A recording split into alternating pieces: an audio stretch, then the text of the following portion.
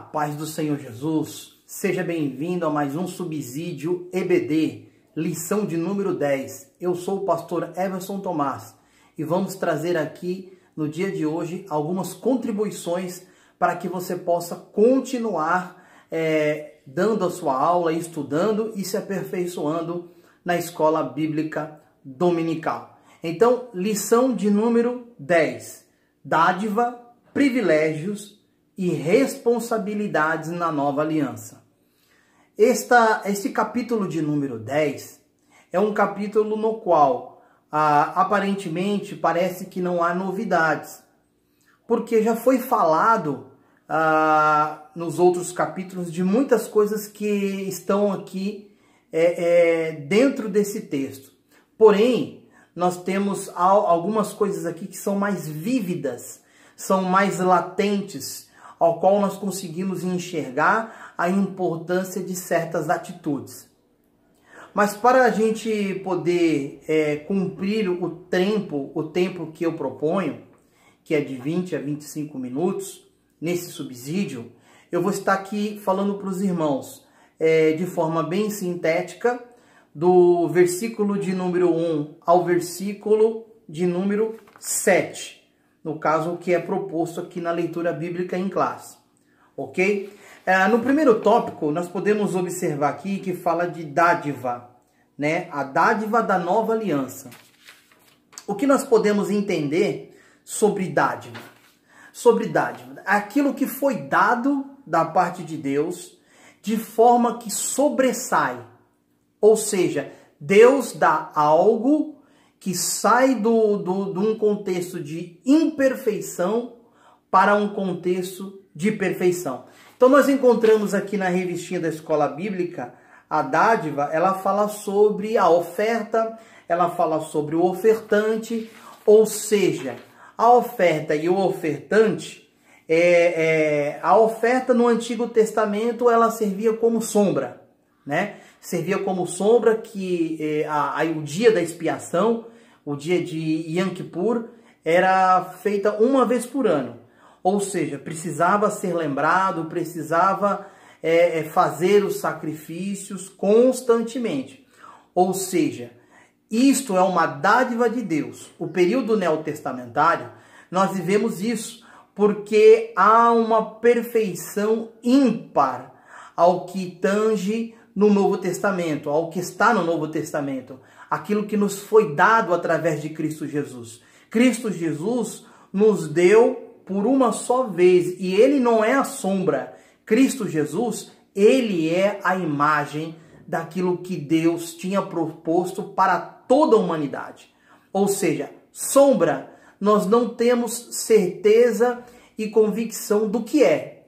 Quando falamos de sombra, nós não conseguimos identificar com perfeição. Se nós se enxergarmos a projeção da sombra de uma pessoa, nós não conseguimos saber quem é. Não tem como descobrir qual pessoa é. Olha para a sombra, não conseguimos saber quem é. Nem conseguimos saber aonde a pessoa está, precisamente. Porque de acordo com o dia e com o deslocamento da Terra em relação ao Sol, a sombra ela é projetada em diversos ângulos e também varia-se o tamanho. Por que eu estou trazendo isso? Para nós entendermos que a sombra ela é somente uma pequena fagulha daquilo que é real, daquilo que é verdadeiro. Ou seja, a verdadeira imagem daquele que veio para trazer um sacrifício perfeito, não um sacrifício imperfeito como os dos animais. Por que o sacrifício dos animais não era sacrifício, não podemos considerar como sacrifício perfeito? Em primeiro lugar, esses animais, eles eram animais irracionais. Então, o sacrifício de bodes, de bois, ou seja, era sacrifício de animais que não tinha raciocínio, inteligência e não sabiam por que eles estavam sendo mortos. Já Jesus, sendo o Verbo encarnado, o Filho de Deus, aquele que veio para morrer por toda a humanidade, ele teve consciência plena daquilo que ele veio fazer por toda a humanidade. E ele fez isso de livre e espontânea vontade. Não foi algo que foi forçado, mas foi da vontade de Deus e da vontade do próprio Filho que ele viesse se entregar por toda a humanidade. E veja bem, essa entrega foi uma entrega perfeita. Tudo foi feito em perfeição. Isso é importante salientar dentro desse texto. O imperfeito deu lugar para o perfeito. Então aqui no versículo de número 3 diz que todo ano haveria de ter uma comemoração pelos pecados. Agora, o que é perfeito? Ele veio e aniquilou. Ele colocou por terra todo o pecado. Ele não encobriu, ele não arrumou nenhum subterfúgio. Como podemos dizer assim, numa linguagem mais popular, ele não deu um jeitinho. Não, ele foi eficaz. Ele foi resoluto. Ele resolveu o problema de toda a humanidade. Então, é impossível que o sangue de touros e bodes tira o pecado. E aí, nós temos aqui o cumprimento de Salmos de número 40, o verso 6 e 7, que fala aqui do corpo que lhe foi preparado. Então, partindo para o versículo de número 22, ao versículo de número 25, eu quero aqui salientar três coisas que eu acho interessante aqui. Ou melhor dizendo, duas coisas que eu acho aqui interessante. São três verbos que demonstram unidade. E também três substantivos que demonstram unidade. E isso é muito interessante, que ela atinge somente um propósito. Então vamos lá ao texto. Diz assim o versículo de número 22. Cheguemo-nos, né? O verbo chegar, com o verdadeiro coração. Então, como chegar diante de Deus? Com o verdadeiro coração. É um verbo de ação, um verbo que demonstra aproximação. Então, nós nos aproximamos diante de Deus, né? Cheguemo-nos a Ele com fé, tendo o coração purificado da má consciência e o corpo lavado com água limpa. Já no versículo 23, agora fala aqui de retenhamos, reter, guardar, outro verbo. Então, o primeiro verbo é de aproximação, o segundo verbo é de guardar, ou seja, guardar neste mundo presente é muito difícil. No mundo pós-moderno, com mudanças, com explicações diversas da moralidade, daquilo que é certo, daquilo que é errado, e agora nós estamos diante da imutabilidade de Deus, das doutrinas ensinadas pelo Senhor, ou seja, guardar e reter isso para si. Outro verbo que demonstra aí a perseverança, que demonstra um estado permanente diante do Senhor.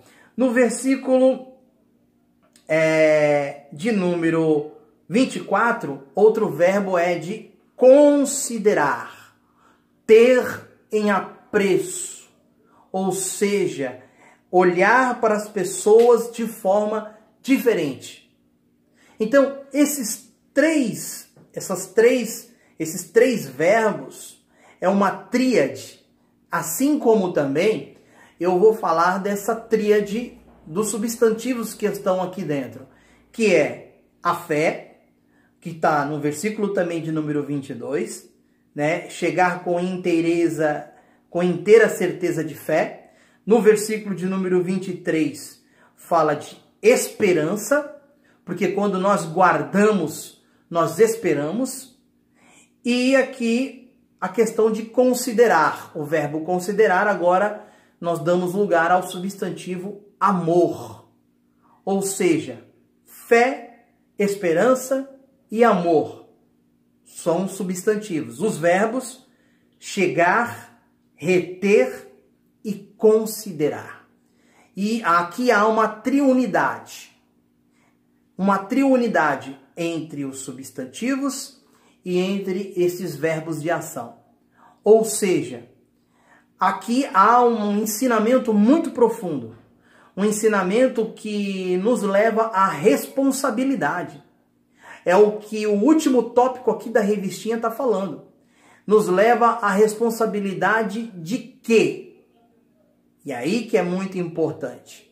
Antes de desenvolver um pouquinho mais esse assunto, eu quero falar da importância de viver não em solidão. Ou seja, viver em comunidade, viver com outro. Me parece que isso é muito difícil para o tempo pós-moderno. Haja vista que a Europa, ela tem cada vez mais as suas igrejas protestantes têm se afastado um dos outros.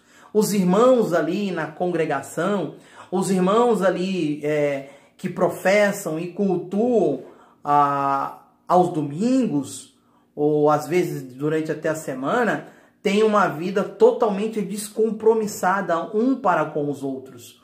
Uma vida que vive independente do corpo de Cristo.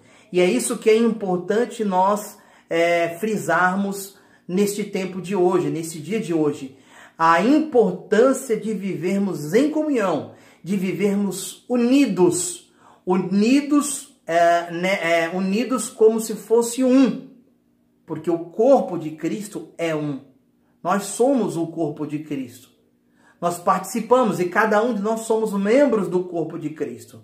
Então, a Europa hoje vive um esfriamento espiritual devido a essa independência. Ah, você não tem nada a ver com a minha vida. O pastor não tem nada a ver com a minha vida. Você não tem nada a ver com a minha vida, meu irmão e minha irmã. Eu cultuo aqui e depois eu não tenho um compromisso com nada. Essa é uma questão extremamente importante desse trabalho de unidade da igreja. E nós encontramos essa questão desde o início do livro de Gênesis.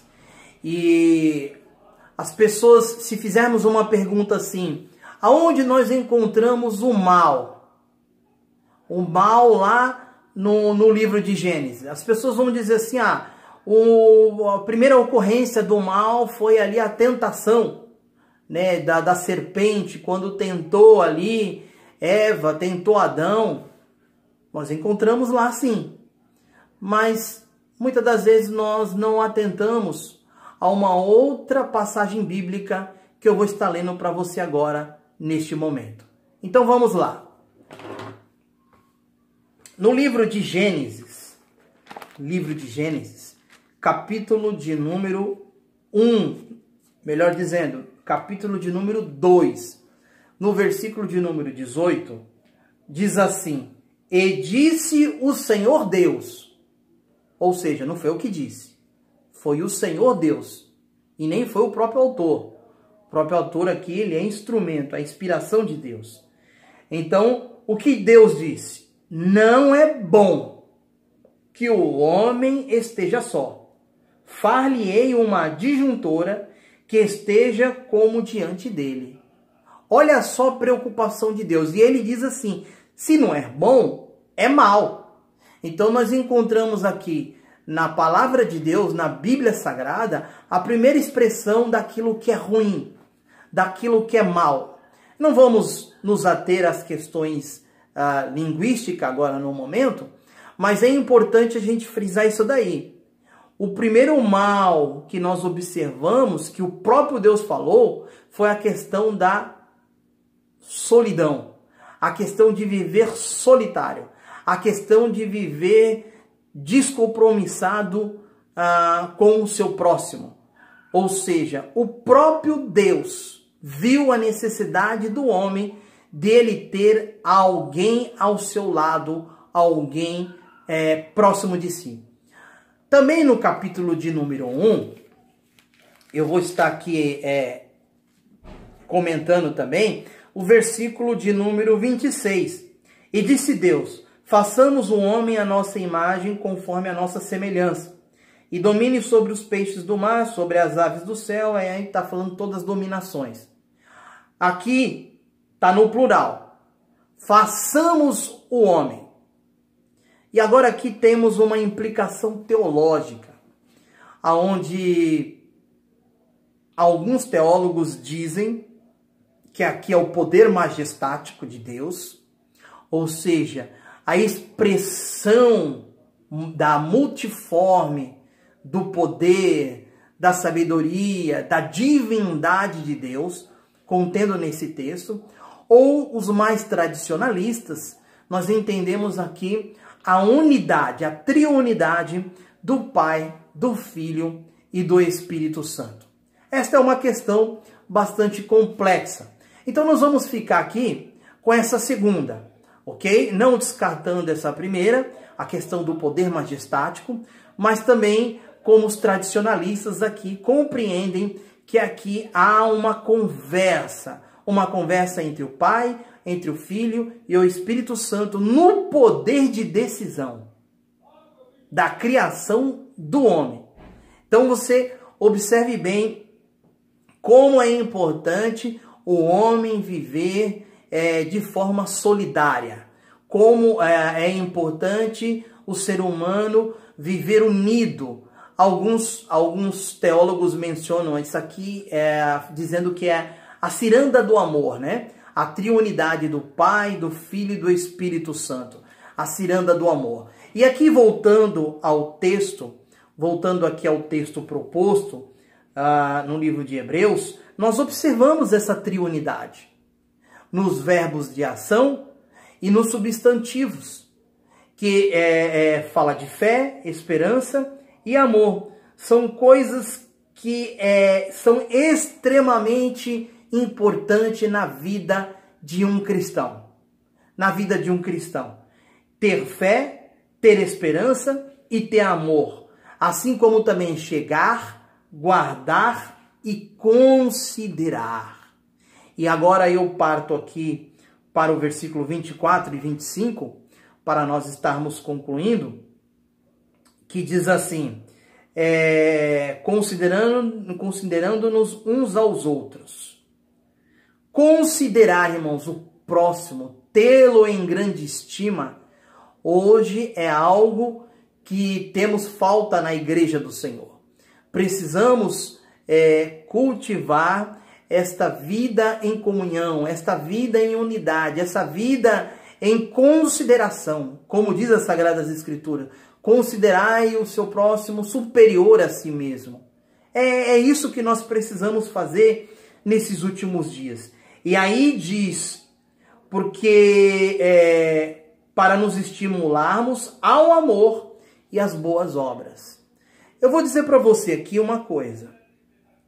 O amor, muitas das vezes, ele aflora na nossa vida quando nós começamos a fazer também. Quando nós tomamos a consciência da necessidade de alguém, da ajuda daquela pessoa, que aquela pessoa está precisando de um abraço, de que aquela pessoa está precisando de uma atenção, de conversa, de oração, está precisando de uma ajuda financeira, seja na área de uma alimentação, cesta básica, ou até mesmo o encaminhamento de um currículo para uma empresa, ou até mesmo a sua intercessão por ela, mediante a uma empresa na onde você pode ter conhecimento, na onde você possa ter o conhecimento. Enfim, quando nós começamos a nos dispor, também isso começa a gerar o amor. Isso daí é importante. Isso é importante. Porque a primeira coisa que existe no ser humano é a consciência. Nós temos consciência das necessidades.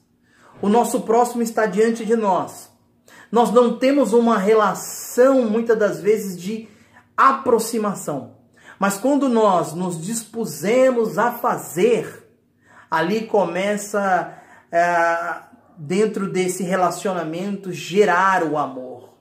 porque isso é natural, isso é da natureza divina. Isso daí é de Deus. Então, alguns dizem assim, olha, eu não vou fazer para fulano de tal, porque eu não estou sentindo nada. Eu não sinto nada no meu coração. Nós não precisamos sentir. Nós precisamos ter a consciência. A consciência que é a ordenança da palavra de Deus. E isso é ponto facultativo. Ou seja, eu quero fazer a vontade de Deus. Se eu quero fazer a vontade de Deus, então eu vou lá e faço em prol do meu irmão. Ou faço em prol daqueles que estão necessitando. Porque o amor de Deus, a ajuda, ela tem que ser para todos. Para todos que estão aqui na terra. E essa é a grande diferença daquele que serve e daquele que não serve. Essa disposição contínua. Então, ficar limitado ao sentimento, eu não estou sentindo, irmão. Faça para você ver se você não vai sentir amor. Faça para ver se você não vai sentir alegria na sua alma. Faça para ver se você não vai sentir a presença de Deus na sua vida. Essas são as responsabilidades que são ortogadas a toda a igreja de Cristo. Essas são as responsabilidades que estão nas minhas mãos e nas suas mãos. Espero que a partir dessa lição 10, depois de compreendermos de forma mais vívida, ou seja, de forma mais contundente, tudo aquilo que o Senhor tem falado na sua palavra, agora vamos colocar em prática. Porque é isso que muda todas as coisas. E aqui no versículo de número 25 diz assim, não deixando a nossa congregação. Se deixar a congregação, como é que você vai viver essa unidade? Como é que vai viver esse estado de koinonia? Como é que vai viver a vida de comunhão diante da comunidade? Não tem como. Não tem como. Então tem gente que se afasta dos cultos oficiais da sua igreja e quer viver servindo ao Senhor de forma paralela. Meu querido, não tem como. Nós precisamos adorar a Deus. Precisamos estar juntos. Precisamos estarmos juntos no templo adorando ao Senhor. Apesar dele habitar dentro de nós, mas é uma ordenança bíblica nós estarmos juntos ali, estimulando uns aos outros. Então aqui diz, antes vamos admoestar, vamos chamar aqueles irmãos que estão feridos por algum motivo. Você é um instrumento de Deus. Você é aquele que mostra o amor de Deus. Então, carregamos sempre os mais fracos. Isto que é verdade. Somos suporte para carregar aqueles que são mais fracos. Admoestando-nos uns aos outros. E tanto mais quanto vedes que vai se aproximando o dia do Senhor. O dia da sua segunda vinda. O dia que o Senhor vir arrebatar a sua igreja.